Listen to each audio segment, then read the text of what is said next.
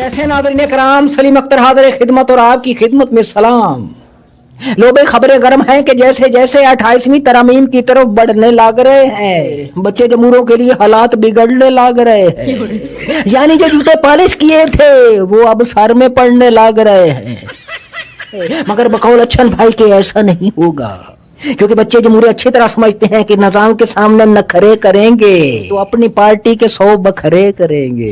लिहाजा कल तक एक पार्टी को डंडे वाली जमहूरियत की धमकियां देते हुए धाड़ने वाले अब खुद डंडे के सामने घगयाते, कांपते, लाचार हाँफते हुए तरामीम मंजूर कराएंगे। तरामीम वाले दिन इन्हें कहा जाएगा कि खड़े हो जाइए, ये खड़े हो जाएंगे। इन्हें कहा जाएगा बैठ जाइए तो ये बैठ जाएंगे। ये बच्चे जमहूरी निजाम के सामने उठक बैठक करके दिखाएंगे। बेचारे निहत्ते लोगों को उनके घरों में घुसकर मारने पीटने वाले, औरतों को रोडों पर घसीटने वाले जानते हैं कि इन्हें औकात याद दिला दी जाएगी। निजाम के सामने सर नहीं झुकाएंगे तो कमर झुका दी जाएगी। हालांकि बकौल अच्छन भाई की ये सिर्फ एक तमाशा है।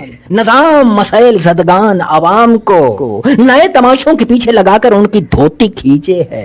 आधा पाकिस्तान खते गुर्बत के नीचे है, बाकी आधा अनमोल पिंकी के पीछे है।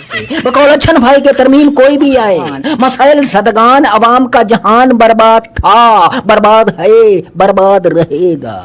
तरमीम से सिर्फ एक कूचा हराम खोरा शादो आबाद रहेगा, क्योंकि मसाइल ज़दगान अवाम का सारा जहान कलमा हक बुलंद करने से आ रही है। उस पर बुज़दिली, खुदगर्जी, गुलामी तारी है। लिहाजा मसाइल ज़दगान अवाम के सारे जहान पर मसाइल याफ्तगान का एक कूचा हराम खोरा भारी है। वैसे सज्जनों, बेलियों, भाइयों बहनों,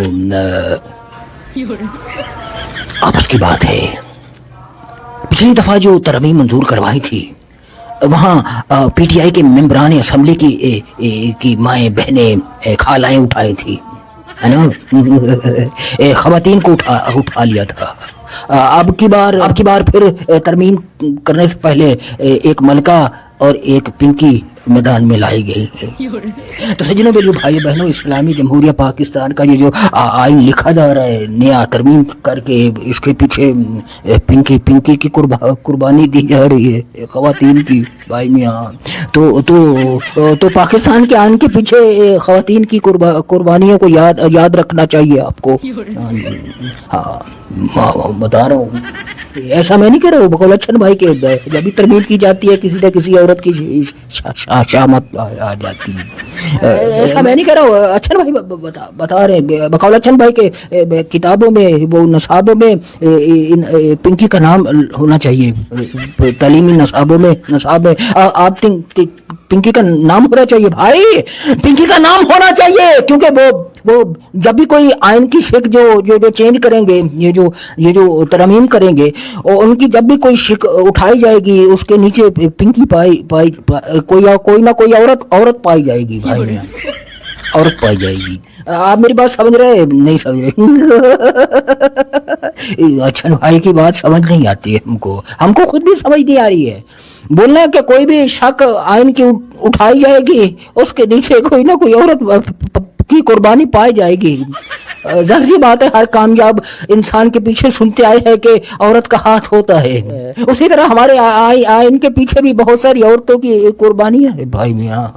हालांकि बहुत सारे लोग बोलते हैं कि पिंकी का अलग केस है भाई मियाँ, पिंकी का अलग केस है, पीपल्स पार्टी से उसका क्या ताल्लुक है भाई, वो जरदारी और बिलावल वालों से उसका क्या ताल्लुक है ना। बिल्कुल वैसा ही ताल्लुक नहीं है जैसा वो अयान अली का नहीं था, वो भी ऐसे ही एक ढकोसला था, इल्जाम था।